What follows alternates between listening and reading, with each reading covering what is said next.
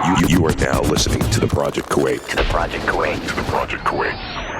Where we stop at nothing to bring you the right facts on health, fitness, and psychology. Featuring some of the world's most experienced professionals. So you can learn, live, and live. With your hosts, Meg, Dr. D, and Mehdi. I truly believe that I already had COVID. I'd never been as sick as I was in February. And Chris Cuomo said it like you have to move, you have to stay active and, really kind of feed into your body. And I believe the body heals itself as long as you're giving it the fuel to heal itself, which is movement, staying awake, staying active. I swear to God, I'd never in my entire life had been that sick. They say I got corona. Nothing was wrong with me. After doing the swab, I lost the sense of taste and smell for 3 days only. And they're like, yeah, this is a corona sign. I'm like, no. That very second when I got swabbed, it just flew out the window. And the doctor came and he's like, this is a symptom of corona. And I told them, well, you say it, but I'm sorry, this is my body. I'm going to get my taste and smell back. How are you going to do that? I'm like, I'm going to go deep and talk to my body and meditate on it and do my hypnosis sessions. And the doctor laughed, but he didn't laugh when the fourth day I told him, hey, I taste. I know me more than you know me. That's been the biggest problem with corona and COVID. Not per se the treatment, but also that the idea is that this thing just happens suddenly. We don't know a lot about it. And then suddenly we've got all these patients that are in the hospital all alone, not having anyone to visit them. They don't have any family members around them. And we're depending on these caretakers, the doctors or the nurses, to be able to kind of like replace our existence. All this and more in today's episode. Hey, everybody. Welcome to this episode of The Project. And me and Dr. D are joined by a fellow graduate student with me. We both graduated from AUK, I think the same year, if I'm not mistaken. Did Dr. D teach you too, or no? Did I teach you? Because I don't remember. No, because that's another funny part. I'll come to that story, but yeah. Well, I didn't know I graduate, but you never took a class from me. No, I honestly don't know what class you teach. I think psychology. I might wanted to, but I second majored in AUK. That was my second major.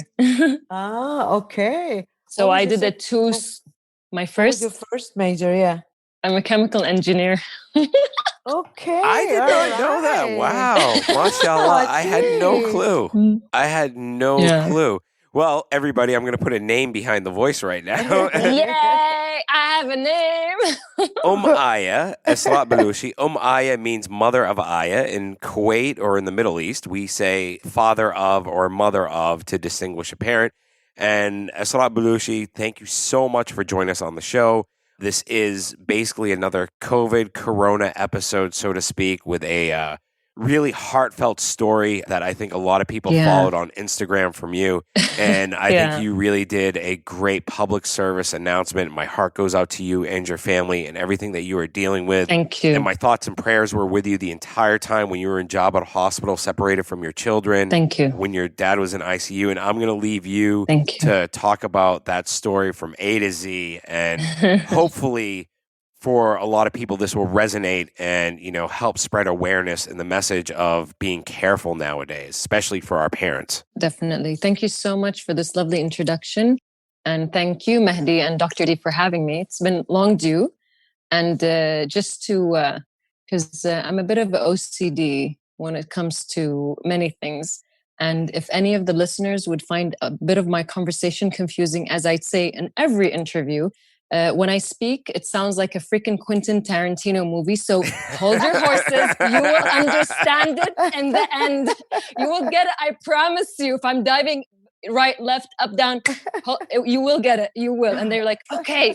They got to follow you on Instagram. What's your Instagram handle? Give everybody your Instagram handle so then they can follow the Kuwaiti version of Quentin Tarantino. Yes. My name is Essra Bloushi. A lot of Westerners, easier for them to say Essra. So like Essra, and sometimes Isa. So it's fine. I'm cool with anything. As long as you just call me, I'll just answer. My Instagram handle is Octapreneur. Entrepreneur turned into Octa, which is half human, half octopus, which I have been since I had my first child. And they can follow me if they're interested to see any I have no idea what I'm doing on Instagram, but I'm trying to do that. I love it. No, I I love like the the stuff. I like the stories. And I like your spontaneity, actually. You know? Thank you. I went public this year. I was private because let me just explain my background really quickly. So you were asking me why you have not seen me in university. I second majored in AUK. I did marketing PR management. I minored in visual arts and art history. That's AUK, American University of Kuwait. My first major was in KU, chemical engineering. I studied, I graduated, I worked, and then I realized that's for another story because it's very interesting over here what I went through. And I realized I'm not meant to sit in a lab and just mix chemicals together. So I went to AUK and they transferred all my sciences. So that's why I graduated in like 2 years. Oh, okay. And a course. So it was, yeah, and I loved it. And this is why I love it, because I have amazing connections like Mehdi and now you, and everyone's like, everyone who has an amazing business. AUK, yes. I went there. Yeah. That's right. That's right. Yes. Well, that's why and, I didn't see you, because you didn't have to take any science, and we're a social science, so you didn't need any psychology. Yes, I didn't at all. I yeah, wanted to, but no, I didn't. I did a bit of psychology in the States, but not in UK. Yeah. Well, Yes. you seem to be doing well, so I don't think. Thank you. Oh, I that's don't that's a think- lot of hypnosis sessions that I've been having this year. That is you on have another been? topic. I do. So these are my, let's say, so-called accreditations. I don't believe in certificates anymore, but what I believe is in what I do. And going public this year, which is in March, I decided I'm going to open my account. I handle many clients and I help brand people. So I'm a talent agent, talent manager. So, and I do networking dinners. So I turned my Instagram into like live sessions because everyone was quarantined and then we went on lockdown before I went in the hospital falsely. I still say falsely accused of corona because to me it's a propaganda. And then I will dive deep. Now I will dive deep. Yeah. Or depends. Yes. So I did a couple of lives and it was really fun. And the next day I did them nearly every day, like 5 times a week. So the day that I was diagnosed with so-called corona was because they say I caught it from my mother. My mother is a nurse director in Jabir Hospital. And she and my father, which he obviously shared her bed, got sick. And they had a fever, like any other excessive fever that you get. And but for us, because at the beginning, March, it was in April. That was literally on April 24th. I looked at my mom. I was like, Mama, you are so white. You are like the wall. And you look like a tomato now from the fever. I was like, Mama, you look like a tomato. You need to go check because we have been social distancing and now you're sick. And it was one day I took care of her. I was just giving them, handling in soup, juice, and I left. And maybe this is where I so-called caught it. And I told her, Mama, you have to check because you're not looking good. And my mom was not dealing with COVID patients in the hospital. Jabir Hospital in Kuwait is the Corona Hospital. So for people who don't know yet, it is the Corona Hospital. So my mom did the swab on the 24th. 25th, she got admitted into the hospital. And 25th, me, my dad, my brother, and my 2 kids, all of us went to swab. It was horrible because it was like, oh my God, this is exactly like the movie that I saw. I don't know which year, but I remember. What is happening? This is not real because I was enjoying the quarantine. I was enjoying the slow pace as a workaholic, staying at home, enjoying reading, finishing my workshops because it was joy to me. And I took it really nicely. And I think I work a lot on my mental state. And I do admit when I just feel down or not. So this is why I think a lot of people contact me even after the corona saying, how did you do it? I'm like, all the courses and books I ever took in the past 3-4 years came in handy, apparently. I was preparing myself subconsciously for this day. So I believe that truly. Sorry, just real quick, not to cut you off. Tell me. Just for the international listeners, Jabir Hospital at the beginning of the corona pandemic here in Kuwait, everyone who tested positive was given a room and was admitted into Jabir Hospital for, I believe it was a 30-day quarantine, correct, Essra? Regardless whether you had serious symptoms or not, you were still quarantined within this hospital. Yes. And that was just at the beginning, correct? Yes. I was one of the first people to catch it, or from the first people or the first graduates from the hospital to catch it. And not 30 days. They make you stay 14 days. And from the 14th day, you get swabbed 3 times. And you have to have 3 negative swabs in order to leave. So I ended up staying a good chunk of 20 days. Like 19th was the last day I slept. And 20th was the last day I left the hospital. So yeah, it was horrible. And yet it was an experience, which I would love to explain because it's my experience. The only truth I can say is what I experienced, right? You're saying by being, so you were hospitalized first and then your parents, because you're saying your parents also had a fever. No, my mom was the first one to go in. She went in a day before. Mhm. So obviously they're like, okay, who do you live with? Who did you mingle with? And she's like, I didn't mingle with anyone, but my daughter lives with me and her kids and my son and my husband. And obviously dad wasn't looking good but he was only normally sick. I have to speak the way I speak. Yeah, go ahead. As I said, the Quentin Tarantino style, in order for people to understand. So Baba had a fever and was coughing mildly. And a lot of the listeners should know, in case they follow me or not, or want more details, my dad has no illness. He's 63, healthy. He goes to work. He has nothing. He's not diabetic. He doesn't smoke, no chest allergies, nothing at all. A healthy 63-year-old man. But that's what happened. And that's my own belief and my research and the amount of consultants that I spoke to throughout the time until now. Dad freaked out when my mom was admitted in the hospital because, Corona was a big thing. March, April, it was like Corona everywhere, lockdown, the world, quarantine. Oh my God, we don't know where it is. The enemy that we can't see. So I looked at him and literally his face dropped, when like, wow, what's wrong with you? Oh, your mom, much in Arabic, your mom, much. I'm like, calm down. We're going to swab. We're fine. Oh my God, we're going to have something really annoying go up our nose, but we'll be fine. And it's just Corona, Dad. It's nothing, because we were all fine in Feb. And then within a week, they're like, Corona's coming to Kuwait, or it came to Kuwait. Then people freaked out. Imagine no one told us there was Corona. I believe life would have been normal and people would be sick normally. Mental state would be fine. Immunity wouldn't have dropped and all of this. My own belief, literally. So we all swabbed, and within less than 24 hours, 5:30, I got a call. Essra Bloushi, you and your dad, Mohammed Bloushi, have Corona. I was like, the kids. That was my concern. The kids. Yeah, Ahmed, no. Jassim, no. And then this is where it started. I was like, da-da-da-da. And I was like, can I have the kids with me in the hospital? I can't leave them. Our housekeeper traveled in January. My brother is a 37-year single man. How can I leave my kids with him? And they have to be quarantined with him 14 days before going to my sister who's married, or any of my aunts, or even their father. And I was like, oh my God, my fear came true. Wow. Why did this happen? Oh, I freaked out. I literally was going to have a panic attack, but then I realized, no, Dad is having a panic attack because he did. I looked at him, I was like, Baba, me and you have Corona. And then he dropped. Literally, he dropped. When someone like gets scared, that's what happened to him. And I was like, Baba, khalas, what's wrong with you? I can't curse, but like, get it together. You can curse if you want. I can? Yeah, go ahead. Have at it. Yeah, okay, I was like, get your shit together. It's like, Dad, what the fuck? Get your shit together. And he's like, Boy, your mom, you, haram, the kids. He freaked out.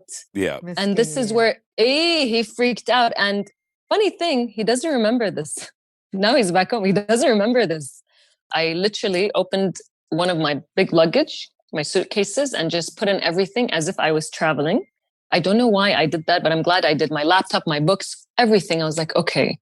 I've always wanted to go on a solo trip alone, which I never had, because I have not fear, a bit of anxiety of sleeping alone in a hotel room. I travel alone, but in a hotel, one of my friends has to be with me for work. I was like, okay, this is like let's say it's a mini trip. I'm going to stay 3-4 days. This is what I need. Jassim, my brother, was making fun of me 2 weeks ago. So what? You have 2 kids. What is this? You're talking about e-learning? And that was e-learning fresh, huh? March, April. Why are you whining? And I looked at him, I was like, now you handle them. And obviously I was dying. And so I was like, now you get to handle them. So be the amazing uncle deal with that you are. He didn't. It's your turn. He didn't. He told me, he's like, this is so hard. I was like, really? Really? So that's also part of the story. Literally 2 weeks before that, he was like, Dawah means like, yani, come on, what is this? It's not so hard to like raising kids. I was like, oh, look who's talking, the single guy. Hey, what are you going to do? Blah, blah, blah. And then the kids. And I took the kids. Obviously, I was like in tears and then like wiping my tears. I was like, listen, we're going to video call every day. This is going to be a trip. Imagine you guys are traveling with Uncle Jassim. You're traveling with him. We're going to call every day. We're going to do fun things, okay? We're going to have a space, but I'm here. I'm here because also by third profession, I'm a conscious parent instructor. I give conscious parenting courses. It came in handy. Thank God I finished the course last year. Wow, amazing. Thank I want to God. talk about that a little later. Yeah. Wow, I think So we I need looked- another episode on conscious parents. I swear to God. Okay. Tell me about it. So I look at the kids and it was so hard. I got in my car, dad came and we drove. And I remember this day vividly. The clouds didn't look good. The weather wasn't good on that day. It was 26th of April. And Baba was like complaining about the weather. I was like, Dad, really? Really, Dad? He's like, what is this? The weather's ugly and we have corona now. And I was like, Dad, khalas, Mama's in the hospital. We're fine. We're fine. We went in and I salute the nurses, not the doctors. And I will be very free to talk about it because I'm not dissing them, but I salute the nurses in the hospital big time. They are angels. They are the white angels, as they call them. I salute them. The staff, the way they dealt with the system, us going in, entering the hospital, salute to them big time. So we went in, and sad part, that's the last time I'm going to ever see my dad walk again, by the way, with his bare feet. And this I remember walking alley to alley because the hospital is huge. It's an amazing hospital. It's huge, in the alley, through the elevators. And Dad was like slouching. And I know he's entering his depression mode. Dad freaks out. That's the first time he enters the hospital, the first time he's ever going to sleep in the hospital. Obviously, he never gave birth, so it's his first time. Us women, if we're married or not, we've been in and out. And for him, I know even men have been in the hospital, but for Dad, no. If any of us ever enters the hospital, he never visits. He visits on the third day when we're fine. He has phobia. I looked back. I was like, Baba, do you need a wheelchair? No. Bamshi, ma fini shay. I'm going to walk. Nothing's wrong with me. And he's like, literally slow motion. I remember this. And it breaks my heart now because you made me remember that day, but it's okay. It was it. And him standing, and they're taking our weight, they're taking our pressure before entering our rooms. So Mom, because she's the first staff in the hospital to catch it, they give her a suite. And she's like, I want my husband and daughter with me. And I looked at her, I was like, no, I love you both, but I am going through so much right now. I'm not going to stay with you in a room. I can't. 3 of us, I'm not going to. And at some point, I wish I did. So Dad went in and I was like 4 rooms down the line. And this is where the nightmare started. And I've been getting phone calls since. Really? Did you catch it? Really? What's happening? You had a live yesterday with your cousin, and it was a musical live, and it was the first day of Ramadan. And I was like, yeah, you guys, me, my dad, and my mom were in the hospital now.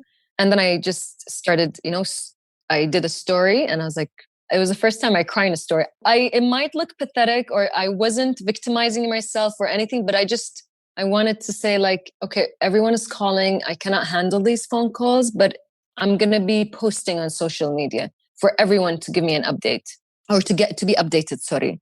And it started first night. Actually, I cried every day, but the first day was the hardest for me. One, I never slept alone ever. Like, besides, like, in my room at home, that's different. I know my parents are outside, and I didn't know I had this phobia. I did not know. And I had to face it not knowing, literally. And I was like, wow, God or universe, why? The year 2020 is very interesting. And especially you had to stay in your room. So you're quarantined in your room. It's not like you can go and walk to Mom and Dad.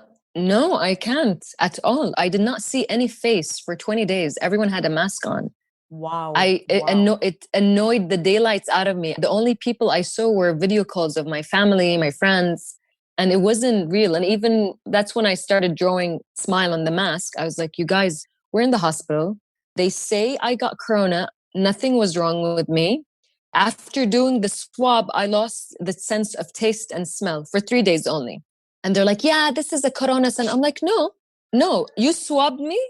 From that swab, that very second when I got swabbed, it just flew out the window. And the doctor came and he's like, this is a symptom of corona. And I told them, well, you say it, but I'm sorry, this is my body. I'm going to get my taste and smell back. How are you going to do that? I'm like, I'm going to talk to my body. I'm going to go deep and talk to my body and meditate on it and do my hypnosis sessions. And the doctor laughed, but he didn't laugh when the fourth day I told him, hey, I taste a bit.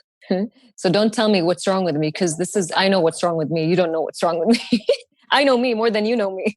It might sound a little maybe spiritual or philosophical, what I'm saying, but this is my truth. And again, the only truth I know is what I went through. So 4 days in the hospital, first day, second day, it was going okay. Speaking to everyone, literally everyone in Kuwait and the world, and people I don't remember calling me.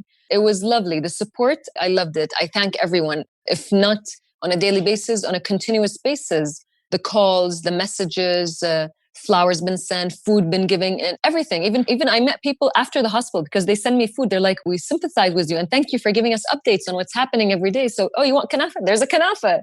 You want shawarma? There's a shawarma. And like, who sent it? I don't know. Oh, someone from Instagram. Thank you. I love food. It doesn't show, but I love food so much. Oh, wow. The support was nice. It was beautiful. And that was when I knew, thank God there are still humans. There's still humanity out there and people you know and you don't know. It was beautiful.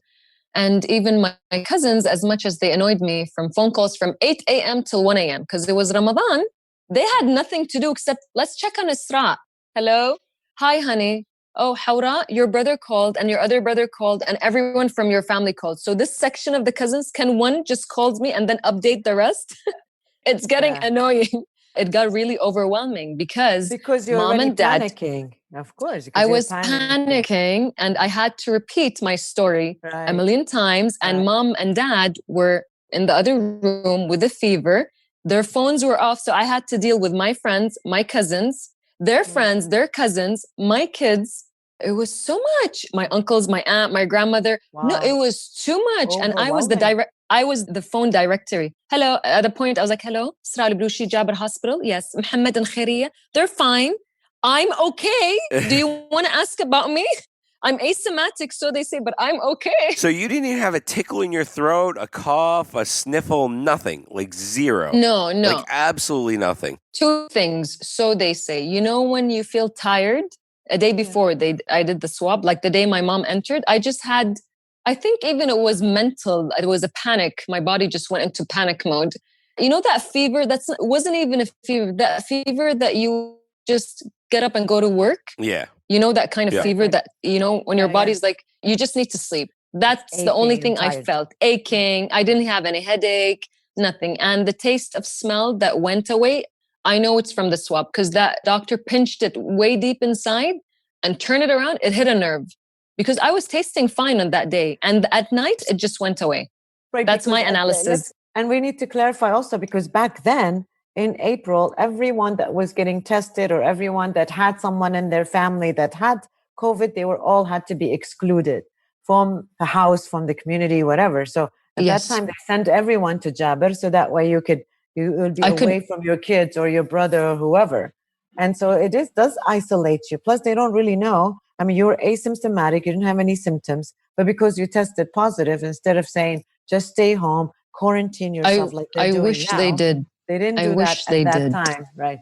Yes, I wish they did, but I don't blame them also. I'm not here to blame anyone, even the doctors, but I wish that they went with their intuition and their gut feeling more than the medical books.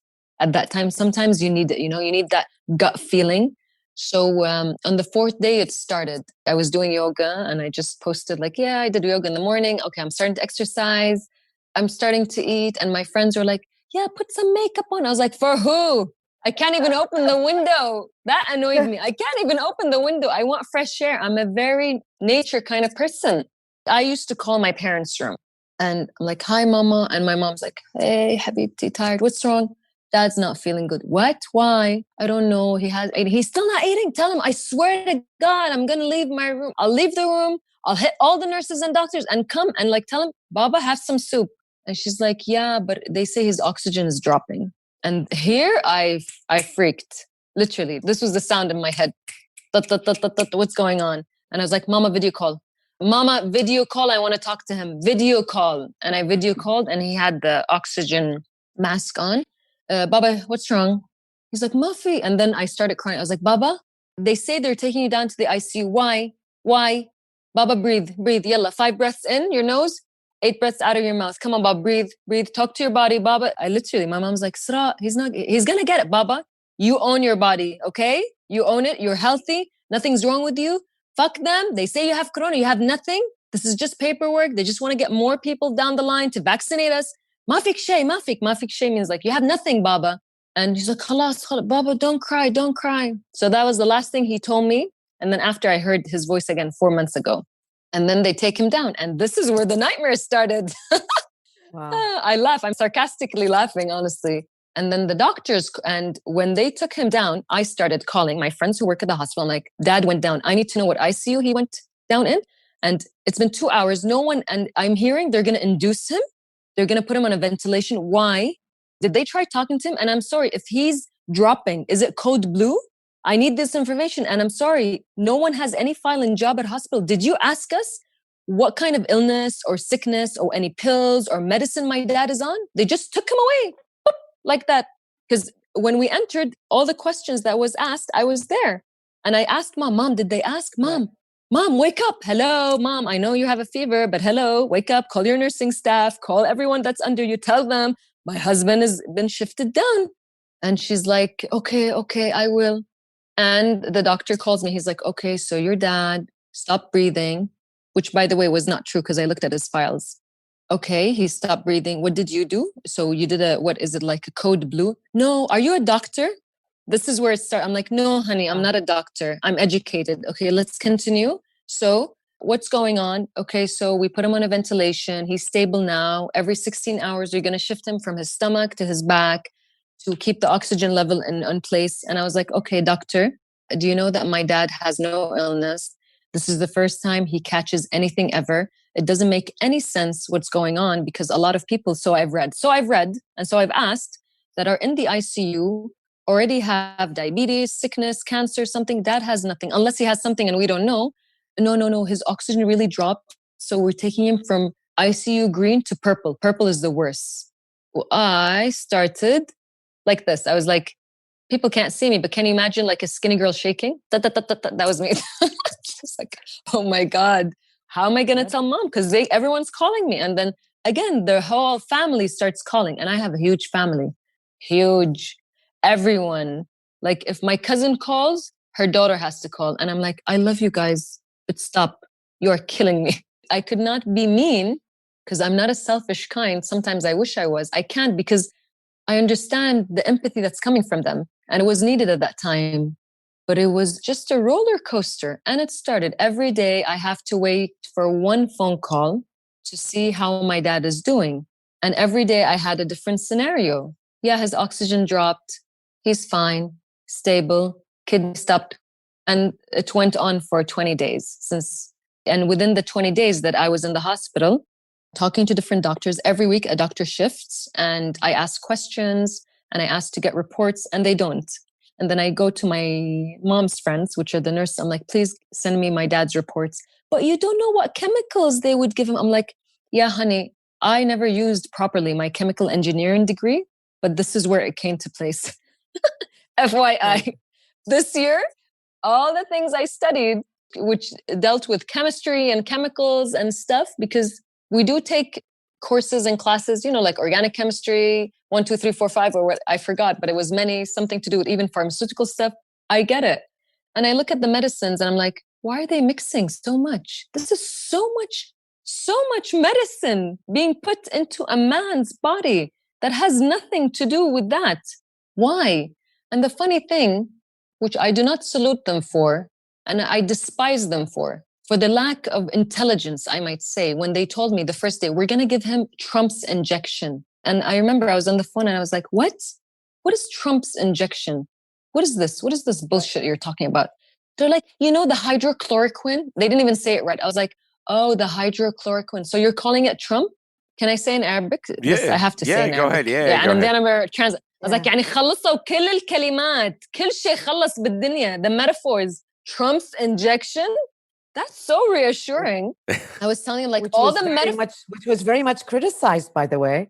And a lot of scientists said it was not suitable for a lot of the COVID patients. So, of course. And I told the doctors, I was like, did you see what happened to Italy? Were you here? You don't know how much stressed we are. And I was like, I'm sorry. I sympathize with you guys, but I don't care. You took an oath. This is your job. It's your time. If someone like me comes asking questions and it bothers you that I'm asking, and I know what I'm talking about, and it pisses you off that you decide not to talk to me, it's not my problem. It's yours. I have all the right to know my dad's case on a daily basis, if not every 12 hours. They did give him the hydrochloric? Yes, they gave him for 6 days.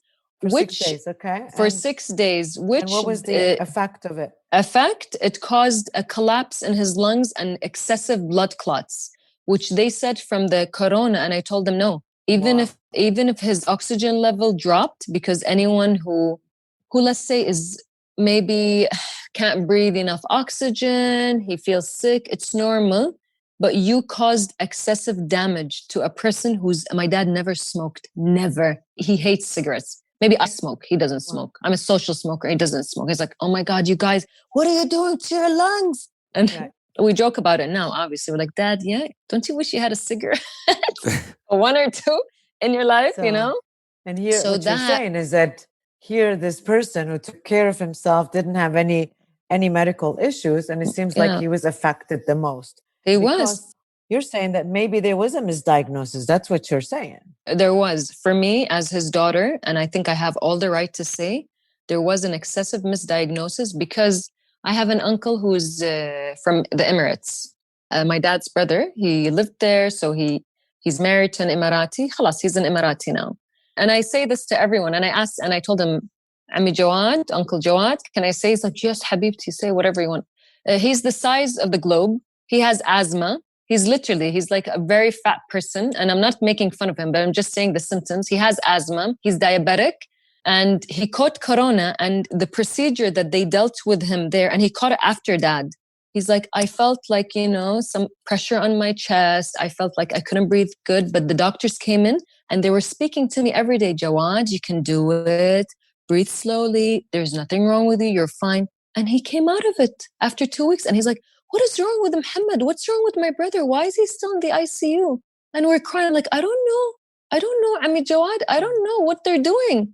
And I'm sorry, I have no idea. And I would respect any doctor that came to me and told me, you know what? We don't know what we're doing, but we're going to try. I would respect that. But they didn't. They're like, we gave him that injection. And I told them, okay, I don't care if WHO authorized it, which they didn't. You cannot go by a tweet because they went by a tweet. Wow, education.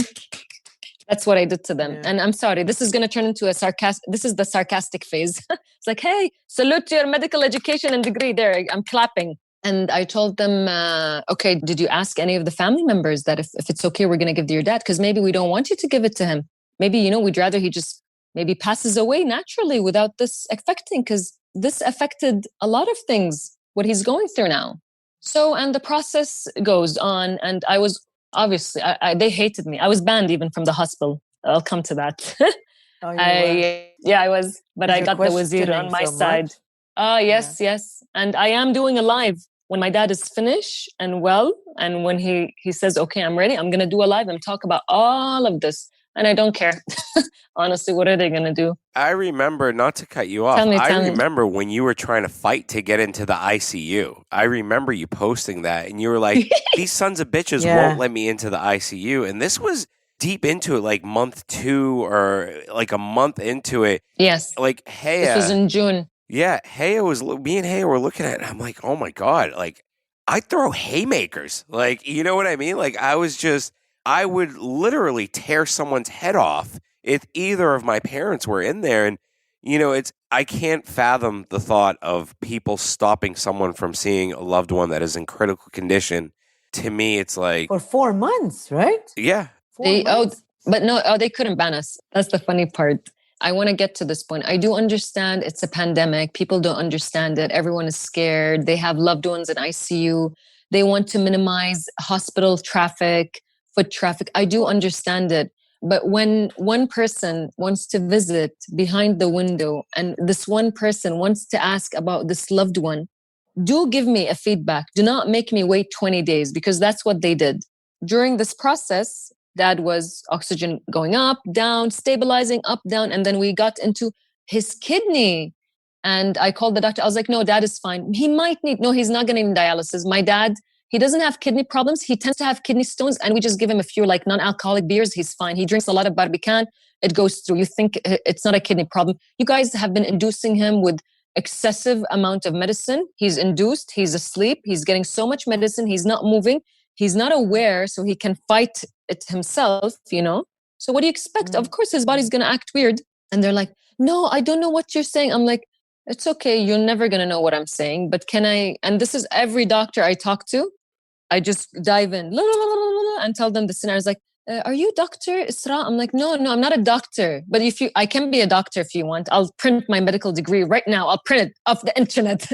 But is it going to make you listen to me more? And they're like, no, but maybe. No. I'm a chemical engineer. I never used it. It's been like 12 years. But hello, you're talking to an engineer. If that's going to like fluff things up. And he didn't need dialysis because I was striving for that. And this is where my research started on the internet, talking to doctors, Australia, UK, Canada, and everyone was telling us, yeah, we know things are going weird, but for your dad's case to have no disease, not whatsoever, to have caught COVID in this sense, there is a question mark. And why did they induce him? What was the oxygen level when it dropped? 70? He shouldn't be put on a ventilation machine. They could have waited. Okay, why is he still induced? So 18 days, because the 20th day that I left, he was 18. Yeah, I kept count. On the 18th day, I left. On the 20th day, I left. My 20th day, it was 18th day of Dad in the ICU. I went I told the doctor, I'm not going to leave until I see my dad because no one saw him. And that's the first time with COVID, you can't see anyone. It's horrible. When you're sick, this is why people visit, even for like 5 minutes. It just lifts your spirit up. The human interaction that you get is nothing compared to the virtual world. I am blessed to live in, let's say, in a time of Corona with virtual, with the internet and with whatever we're having in the social media era. I'm blessed. Imagine we have no phones and Corona's there. I don't know how that would be, but I think we'll manage. We're humans. We're adaptable. We're creatures like that. So I went, and the doctor's like, how are you going to see your dad? And I looked at him. I was like, I need to talk to the head of the ICU. Why do you want to see him? Like, because I want to see my father. I'm sure that behind the window, I can see him. I just want to see him. And they laughed. And I looked at it. I was like, why are you laughing? Why are you laughing? Is this funny? Is this funny if I want to see my dad before he dies? Because every day since he's been in the ICU, you kept telling me, prepare yourself. That's how you kept me, a patient in the hospital, full of hope. This is what you're telling me? And then you call me telling me his limbs are turning blue. And I ask you, are you massaging it? Did you check? Did you call blood vascular surgeons? Did you get anyone to do a CT scan? Hello? Wake up and smell the roses. There's no roses. There's hot air in Kuwait. But what are you doing? And I think also one of the struggles that a lot of people, and we've had people on this show also, where that's been the biggest problem with Corona and COVID.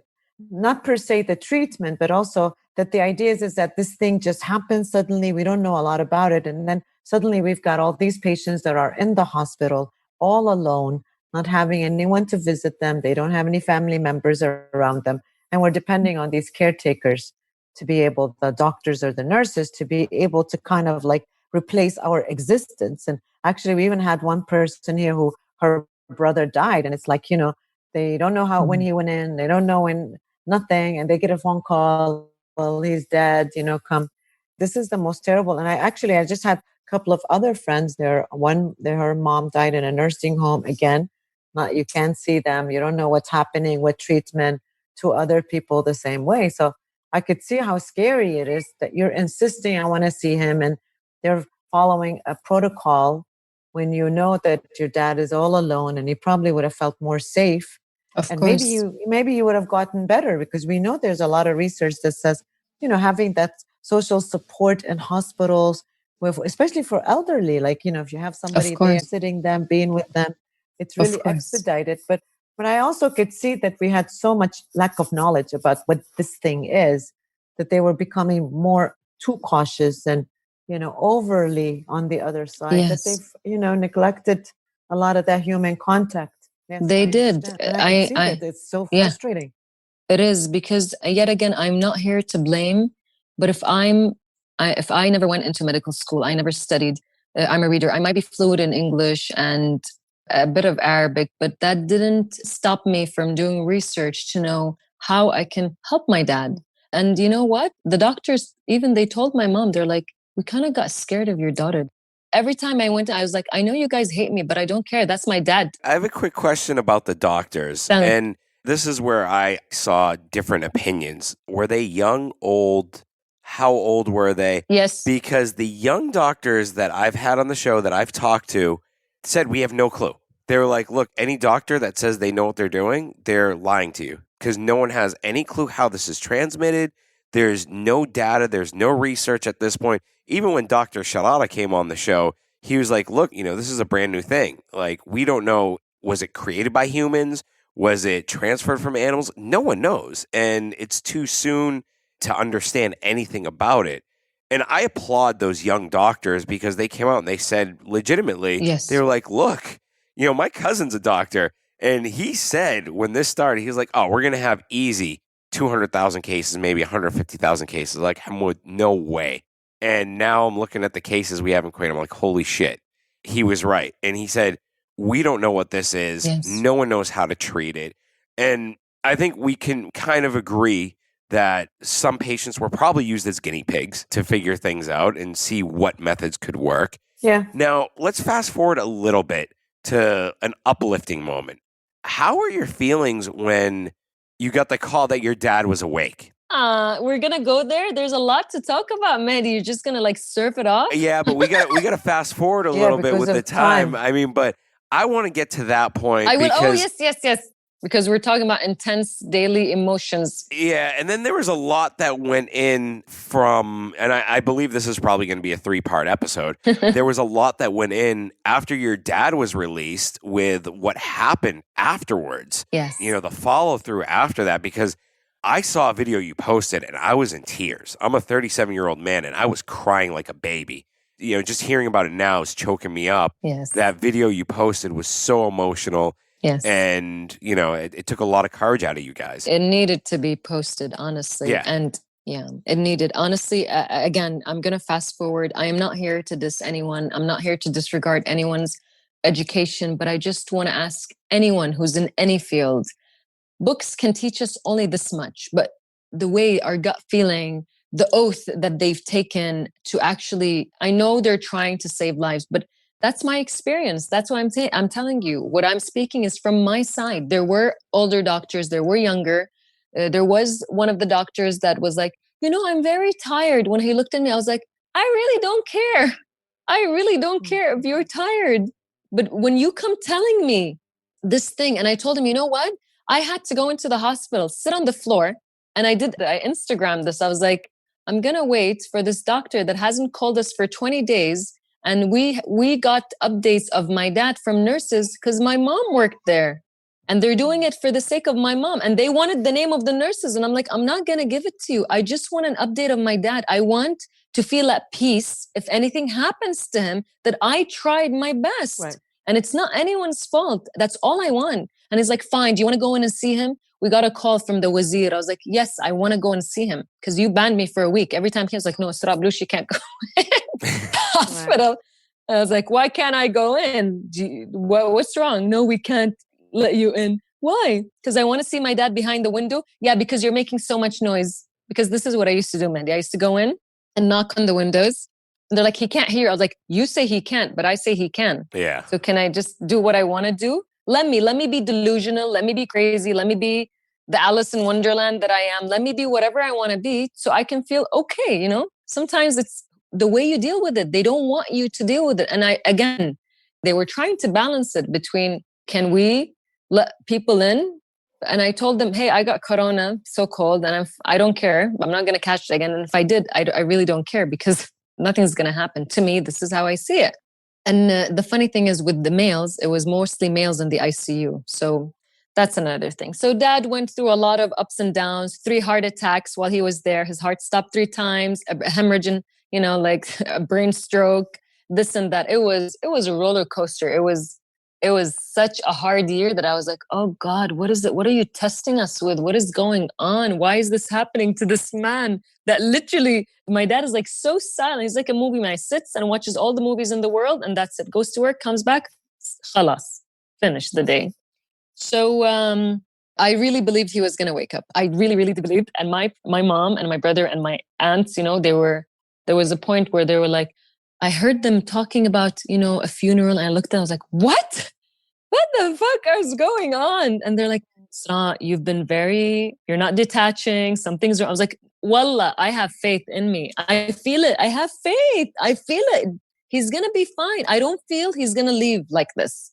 I don't feel my dad's leaving. And I told him, I know you think again, I'm going crazy. Maybe I am, but he's not leaving. So this is the fun part when one of the people that I met through Instagram told me there's this professor, he's a researcher, he does reflexology, he does nerve reflexology intensely, and he's posting about how to do certain exercises and pressure points on the body to boost the oxygen and the immunity. Hello, and I'll say his name, Dr. Yasser Al-Qassar, hello, blah, blah, blah, blah, blah. And I was like, I need to see you because I need to see you if you know what is wrong with me before I take any of your techniques and do it on my dad, or the nurses would do it, or the physiotherapist that went in. So he held my hand and he just did here a few pressure points. I was like, And he's like, okay, you have a colon problem, your back, your spine isn't right. Not because you were born this way. I think you're sleeping wrong. And this, you're fine. You're just stressed. And I was like, how did you know? He's like, yeah, I just pressed on a couple of pressure points and I realized. And I was like, okay, what should I do to my dad? So he taught me the exercises, which I taught my mom, which when she went back to work after Corona, my mom got better. She stayed 28 days at the hospital. She left and when 2 weeks home quarantine and then ala tool went back to the hospital working. I know it was so hard on her because she had to visit my dad every day. And we kept calling, Mama, do this. Mama, open the video call. Let's see him. What is this? What's happening? She's like, they won't allow me.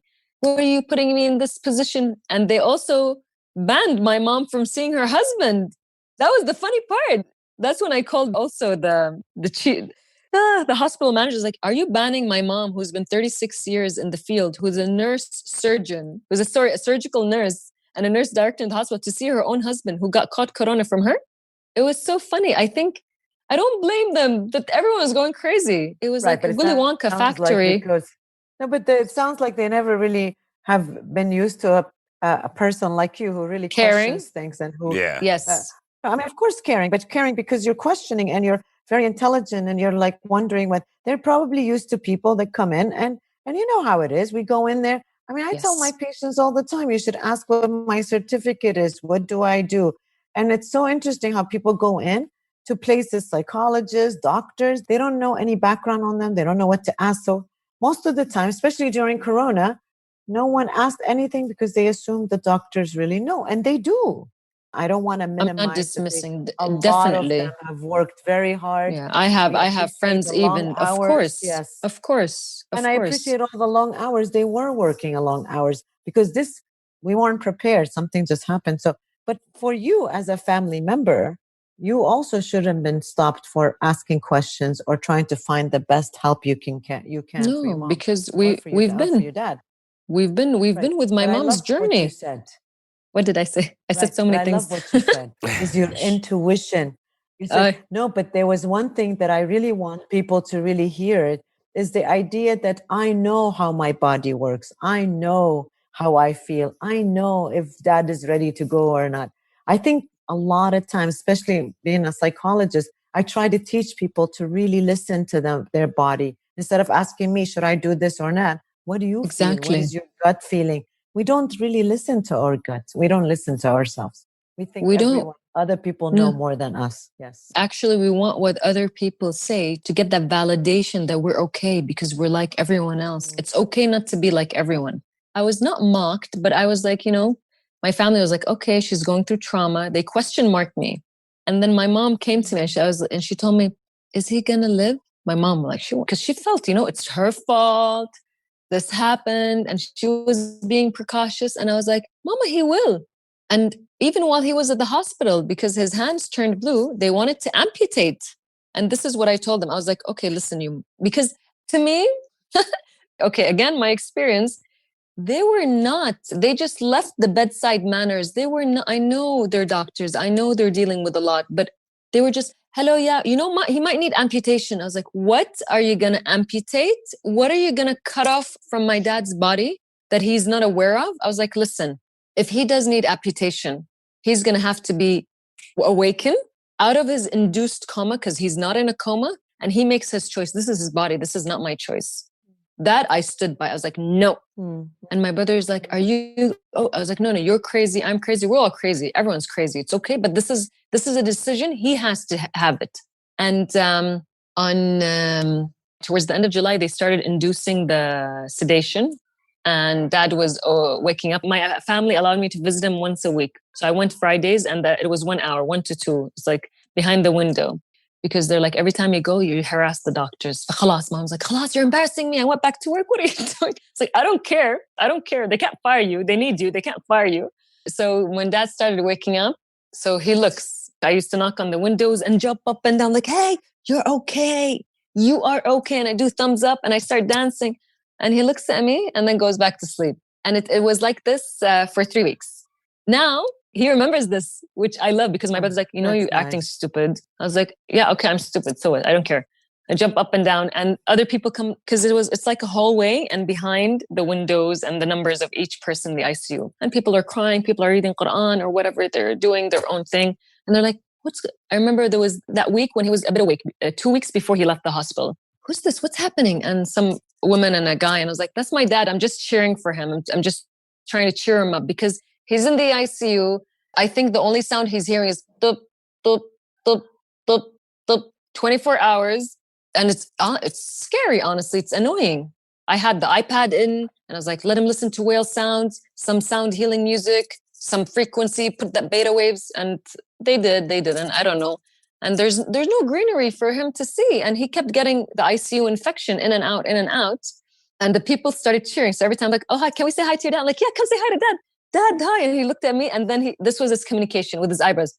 Start moving his eyebrows. So I know, because my dad does this. He has his eyebrow thing. Okay, I'm fine. And I was like, are you good? Okay. Goes back to bed. And the day he left the ICU, it was superb. Mom was near him. They took him up to the room and a video call. Dad, Baba, how are you feeling? Good. Are you good? Oh my God, you scared us. What the hell did you do to us? Why? Why did you do this? What journey are you on? Didn't you realize that we needed to be? Started making fun of it and we're laughing. I'm like, put some TV on. Mom is going to bring food to you every day from home. And so every day we spoke to him through video call. And then Mom's like, he's leaving the hospital. I was like, really? He's leaving the hospital? He's like, yeah, because there's a lot of infection and they're scared he's going to start catching different infections. And yeah, he's coming back home. I was like, yeah, but he can't move. And so now the whole house had to be ready for a bedridden patient. And it was weird because Dad went in walking. Yeah. Dad's coming back, not moving. Not walking. And that's what you said. It was the last time you saw him walking. Yes. Yeah, it is. How is he doing now? How is he now? He's... Tell me, Mehdi. I was just going to say, before we jump into that, let's talk about the video you posted with your dad not too long ago that I think choked a lot of people up. And really, I mean, for me, that was the biggest message of, and I'm always like, whether this is propaganda, whether it was a human that created the virus, whether it is a virus, it isn't a virus, any of the above, to me personally. I don't want to take the risk. All these conspiracy theories. All the conspiracy theories. Always. After seeing that video, I was like, I do not want to take that risk. It's not even worth it. It's not worth getting a sniffle right now. You're right. Especially like for my mother who's 65 or my brother who has Down syndrome, who has a compromised immune system, or myself. I truly believe that I already had COVID in February. I'd never been as sick as I was in February. And DJ almost died. I mean, and Chris Cuomo said it like, you have to move, you have to stay active, and really kind of feed into your body. And I believe It's true. the body heals itself as long as you're giving it the fuel to heal itself, which is movement, staying awake, staying active. Exactly. And I was going to work. Right. I was keeping my distance. I was sick. I told everyone I had a really bad flu. And I swear to God, I'd never in my entire life had been that sick. And DJ, hey, I thought he was going to die. She called me. She's like, I'm rushing him back to the hospital. He can't breathe. Oh. And I won't forget it. Wow. Like I flew back from, work, and it was scary as hell because he just had this cough that would not go away. So I'm convinced we had it. So I don't want to get it again, and I don't want to see anyone I know or close to me get it. And after seeing that video that you had posted, it really solidified. It was that wake-up call. 'Cause everyone kind of got laxed. Yeah. And everyone is very relaxed right now. Yeah, exactly. Everyone's relaxed right now. We still have to be cautious. Yep. Yeah. ما تبي أحد يلعب عليك يلعب بجسمك. In English, Yes. you don't want to go in as a guinea Yes. pig to a hospital and have someone give you hydrochloroquine or whatever the hell they're selling right now. You don't want that. Yeah. So talk about that video you had posted. Of course. How your dad wanted you to post that video. And Yeah. you go ahead. I have a different story with the video that I posted. I posted it because that was the first time I took my dad out to the beach, and on the wheelchair, I was like, Baba, let's get some sunshine. So every Saturday we're going to go out. He's like, khalas, every Saturday. It never happened. We went twice. He's lazy now. So I took him to the beach and we opened up his wounds, and I was like, I want to let fresh air because oxygen did not reach his limbs. So what happens, it was blood clots all over, and it was all the way up his legs and hands, by the way. It could have been prevented because the blood clots, now we know from other doctors and consultants that it was not from COVID. Actually, it was from the excessive medicine that they gave him that mixed up all his hormones in his body. And again, they were trying to save his life. I'd like to believe that. But I really wish he was, this is something I kept wishing. I wish I never took him to the hospital. I wish I had an epiphany that day. I was like, Dad, fuck everyone. We're not going to the hospital. We're going to stay home and deal with this. I really wish I did that because when you're awake and aware, you can move. He could have moved his hands, moved his body, did all of this because no one wanted to go into any ICU patients because they're scared. Even when the nurses go in, the doctors rarely do behind the window unless needed. I saw this. I know this. So I can speak of it. No one is going to move his hands. They're not. So that video that I posted, and he's like, I want to thank everyone. I was like, okay. And then we did one video and he's like, La, I want to show them my hands and legs. I was like, why, Baba? Why? It's not Halloween. We're not going to traumatize people. My dad is a comic, by the way. I was like, no, I want them to see what happened to me so they can know that they need to take care and that I don't know. He's like, I don't know. I was like, okay, I'm going to do the video. I'm going to first download upload the thanking part, you thanking people for the prayers and for everything amazing because it was a collective prayers for my dad. And I believed it was unified and it's beautiful. I literally thank everyone. And still I have people praying for him. I love it. Just shows we're just one consciousness, which is beautiful. I had to post after that video, okay, guys, if you can't see it, I'm going to show my dad's hands and legs, maybe not for the fainted heart. So don't go through it. And we did. So he could move his limbs, but the skin is dead. So the skin is dead. Oxygen didn't go. And it's just, like dead skin. It just doesn't smell good. It's not good at all. And he had a surgery. This week will be a month ago, 3 weeks ago, nearly a month, entering a month. He had his right hand amputated and his left fingers, which I also fought so hard not for him to go through it. And I didn't believe he needed, especially his left hand, because he was moving his fingers. And I looked at the doctor. I was like, why? Why? He was moving his fingers. You motherfucker. Why? He's like, no, because I was like, because what? You wanted the easy route out? This was Mehdi, the worst feeling I had in my life. I couldn't. The whole house, we're pretty much traumatized with this. We're fine now, but 2 weeks ago, it was too much to handle. It was pain I never felt before. It's not pain that someone beloved died. It was my dad, who's a mechanical engineer, fixes everything in the house. And my son says, he's like, Baba Muhammad is a fixer. He's a fixer-upper. That's he's a fixer-upper. And who's an artist. No one knows. What happened? Why didn't you remove the skin? And why didn't we use alternatives? And Mom, and I was so... Mama, we could have taken him to Thailand. Turkey, we did some laser. What is going on with you crazy people? I called everyone crazy that day. I went crazy. It's like, Baba, are you serious? No. And the night, and even at the hospital, I was like, Dad, are you going to do this? He's like, yes, I want to. Baba, it's my choice. It's my choice. I want to. I'm sick and tired of looking at my hands, and I accepted. I had them for 63 years. I'm ready to have bionic hands. And I was like, you know what? I salute you. You're too strong. I love you for this. And this is the first time in my life I realized my dad is so strong. And this is where I take my strength from. And he's a lion. I call him Aslan. Aslan in Turkish means lion.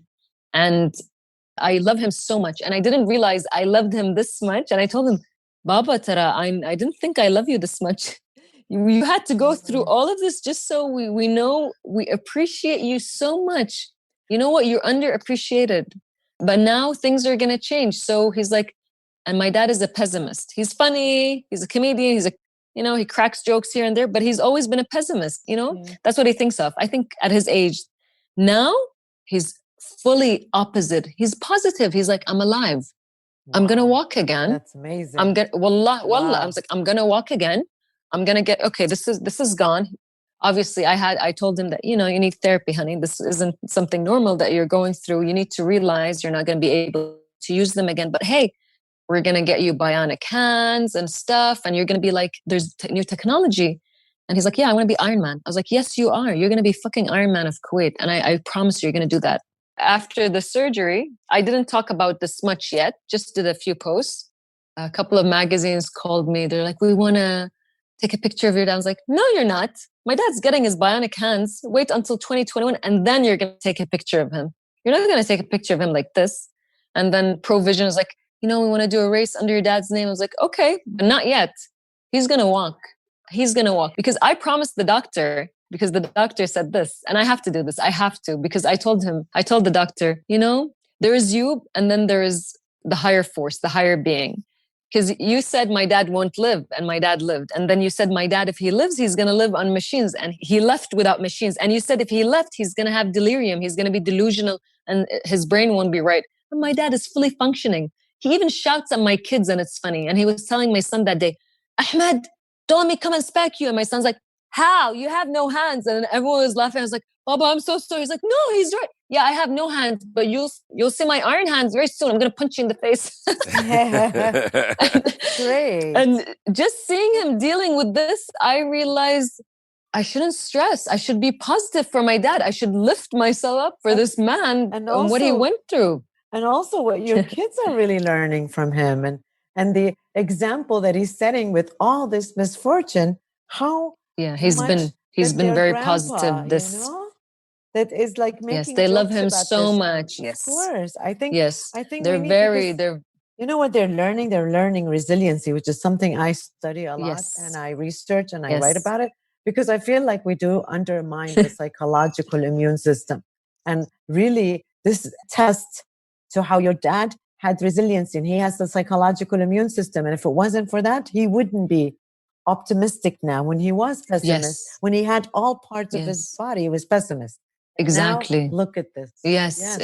This doesn't make sense to me, but I feel like the world works in mysterious ways. And I looked at him, I remember I'm very different with my dad now. We have like even deeper conversations. And now that when I tell him, Bob, I might, like immigrate, he's like, do whatever you want. I trust you. If I said that to him like a year ago, it's like, what? Where are you going? Where do you want to leave? And I was like, do whatever you want. And then take me with you. Yeah. Yes, I do want to be in greener pastures. He's like, yes, on a bad. And, but that's what I was saying. I was saying that a lot of times we don't really understand the psychological strength that we have until we go through these traumas. Yes. So where did it come from? And that's what, I say to a lot of people that the idea is that a lot of times, even my students, like, I don't know if Maddie remembers, but one of the things I always say to my students, if you learn nothing from me, which I hope they learn something, one thing you will always remember, there is nothing you're going to go through. I don't care how traumatic it is, you will not be able to get out of it. With an understanding that you do have this immune system that is created from however, and we have it, but we will never know until we go through something like that. Yes, and that's something. Where your dad had it all along, but he never really had to tap into it, of course. And so Yes, he never had to tap in. None of us. No, no, it was a big none test of on you. my That's right. family. No, it was Yep. huge test for my brother to deal with children, and to him being the only son, feeling like he had to take a big part in. Responsibility. For my sister who was pregnant, who we haven't seen, and now she has a child, and she named him after my dad. And my dad's like, I'm grateful I saw my grandchild that has my name. These are all grateful. And the day she gave birth, Amazing. it was the week he came, and then he saw the baby, and it was even hard for us to adjust him being home. But he's so cool with it. That 2 weeks ago, I took him to B Cafe. I was like, Baba, this is my spot. And the nurse is lovely. Even with him, he helps us out, because I was like, Dad, you're heavy. We can't carry you. He's in the wheelchair having some juice and some snacks. And he's like, you guys, my butt is hurting from this wheelchair. I need a pillow. And my friends, they start laughing. I was like, yeah, I'm so sorry. My dad has no filter, by the way. But I don't care. He's like, I'm in a fucking That's wheelchair, you good. guys. I'm in a wheelchair. Yeah. I put some cushion under my butt because he's like, I lost a lot of weight. And I looked at it, I was like, mustahil, how much I love you. Impossible. I love you so much. No wonder sarcasm, where it comes from. Okay, it's from you all along. I had to wait 34 years to realize we're not different. We're actually so much similar.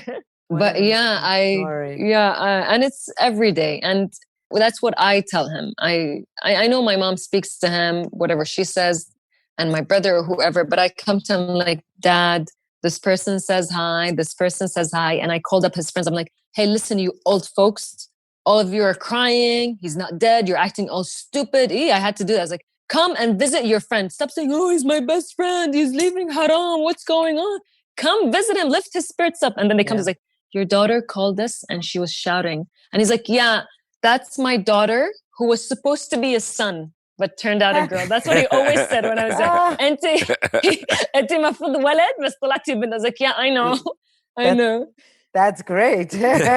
Because of your personality and your gender. Look how much you have done. I would say, Essra, I mean, you are a bright personality within the community. Thank you. And I think a lot of the stuff. Thank you. Likewise, you guys. And I wish we had more time. And a lot of the stuff that you do put out on Instagram is uplifting. Thank you. Especially like the self-care things that you do. The rip on education that, I support so much. I support that too. so much. You guys, next episode, you're gonna love my life. Can we talk about this next episode? 100%. I want to talk about please. I need to vent about virtual learning. There are things I agree with, and there are things that I do disagree with. I mean, definitely I don't want DJ being exposed to a classroom environment in Kuwait, because I don't think our society is equipped mentally to deal with anything in a school. We can't even social distance properly, let alone send our kids to school and say, okay, you guys are going to social distance. There are so many other different ways of doing classrooms outside. There are a lot of things that you've talked about on Instagram that I agree with. Yes. And sending kids back to school, unfortunately, in Kuwait is something that, hell, I don't even think people should be going to work, just because we don't know how to follow rules. Yeah. We don't know how to follow rules. Whether COVID's real, not real, whatever it is. We don't prioritize it. Look, unless you've got COVID yourself, like Essra, because of her and her family, she understands it. But I feel like here, you got to go through something yourself in order for you to empathize and to understand. Like, it's amazing to me how many people shrug it off or saying, oh, come on, do you really believe in this, or do you do this? And you're right. I don't think our kids can ever survive this. You're right. But still, I want to complain 100%. about virtual learning. It's okay. 100%. I want to do it next time. We just did drop an episode with, do you remember Tad? Our Dr. Theodore Cruz right now. Do you remember Tad? He was the head of student affairs when we were there. Remember Tad Then he got Cruz? moved up to the president's office. I think so. I need to see a face. Yeah, he's always like, by the book. Mr. Rules of AUK back in our day. Yeah. Okay. No, but you didn't move to the president's office when you guys were there? I thought it was after that. Yeah, no? Yeah. It was right when we graduated. Oh, you did? Okay. It was that year he moved up to the president's office. I thought he gave, great information on online education, and especially within the Middle East, not just Kuwait. Yeah. And for the listeners internationally that don't know this, Kuwait used to be the leader in education in the GCC in the Arabian Gulf, and now we are like the furthest behind. I mean, down the list. I love it. I can do this. They can. If you could see Essra's hand gestures right now, just so everyone out there knows, she absolutely rips on the system, and that is definitely a show in its own. Yes, I have to. Yeah. No, this year has been a roller coaster for me because I have to rip on the system. I could not transfer my kids to a government school because their father has to transfer them, even though I have custody. And even though I have custody, I don't, they say that the father still has to transfer them. So that beautiful human that one day that I was married to doesn't want to transfer them to government and doesn't want to pay their private education. So I was like, really? Yeah. Really? This is happening? And Corona?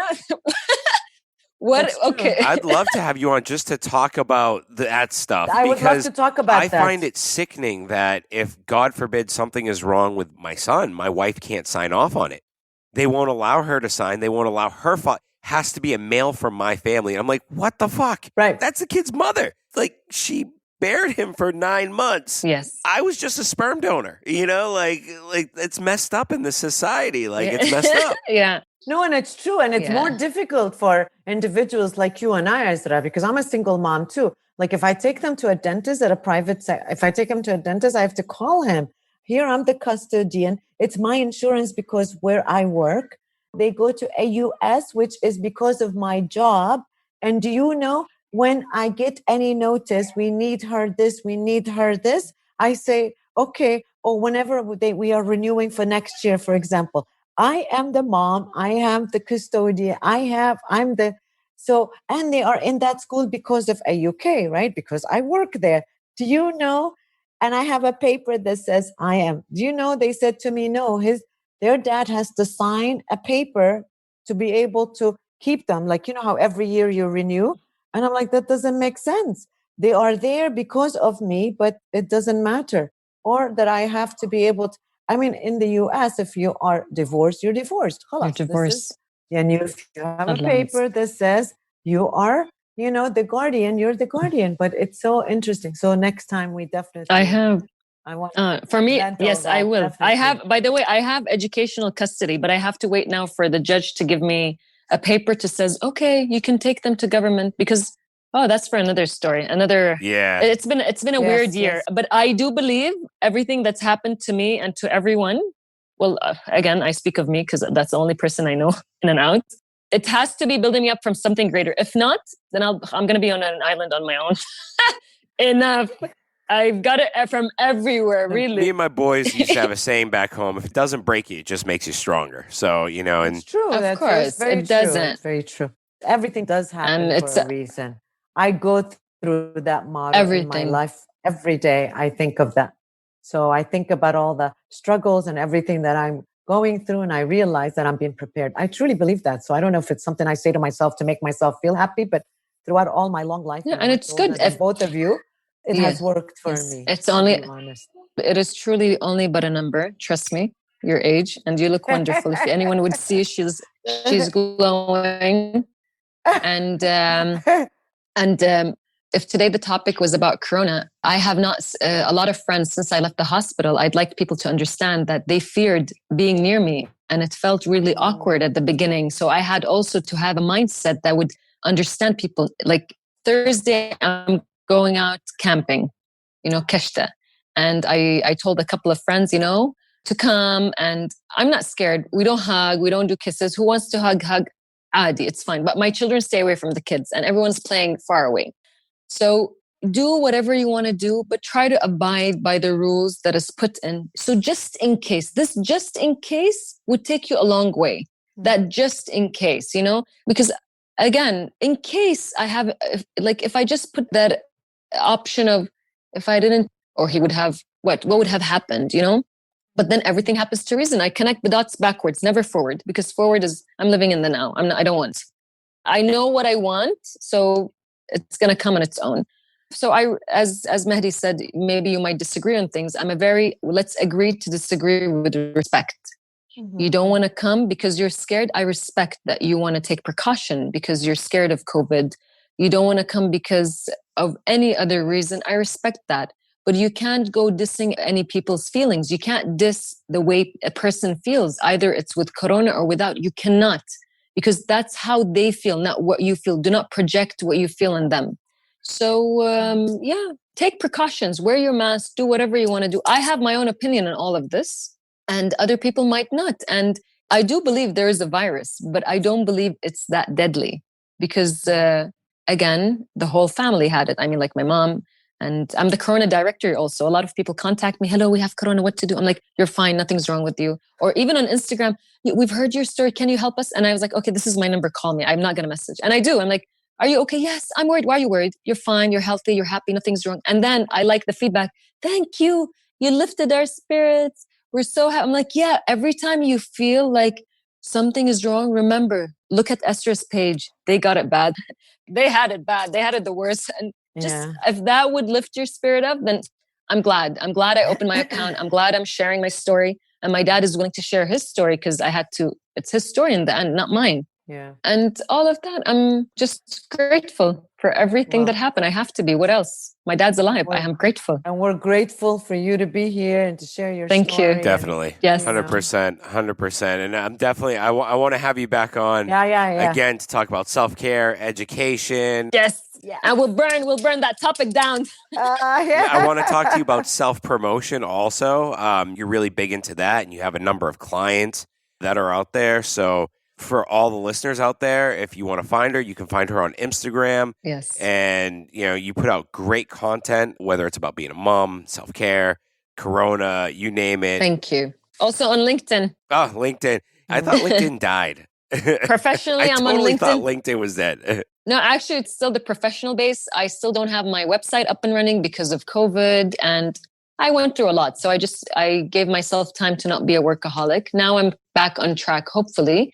And I'm excited because I have many lives coming up and it's all about the mental state because with everything that was happening, I didn't just let loose. I literally went to everything and did everything that I needed to do to keep myself sane because I didn't want to lose myself and I didn't want to break because if I break, then who's going to take care of the kids? That was on the top of my mind. 100%. If something happens, yeah. And I needed to be strong for them. 100%. Because they're at this age where they're building their personality and they need to build it because we don't know what the new world is coming. And this is my belief also that they need to have like strong base, grounded, and they're crystal children. 2000 and above, they're called crystal children. They just don't give a fuck about anything. They're fine. They're going to be fine. They're always going to be fine. We're the indigo kids. We're the ones healing for our ancestors and all of that. My belief also, we're just like, we have to deal with a lot of inner child things and as an adult. And it's just a roller coaster. Corona for me was like, hey, come sit down. Let's deal with a lot of your issues one by one. Oh no, 10 by 10. To me, that's how I felt. And I'm glad I did. I'm glad. I'm ready to travel alone, solo, and sleep in a hotel all alone. I don't want anyone with me. I'm so ready. Amazing. That was off the checklist. Okay. Thank you so much. Thank you so much. Thank you, guys. Thank you. We really appreciate it. Thank you. And that's the finale of the Quentin Tarantino way. Thanks for listening to this episode. If you enjoyed it, please head over to iTunes to subscribe, rate, and leave a review. You can also find us on Instagram at The Project Kuwait. Thank you, and join us next time.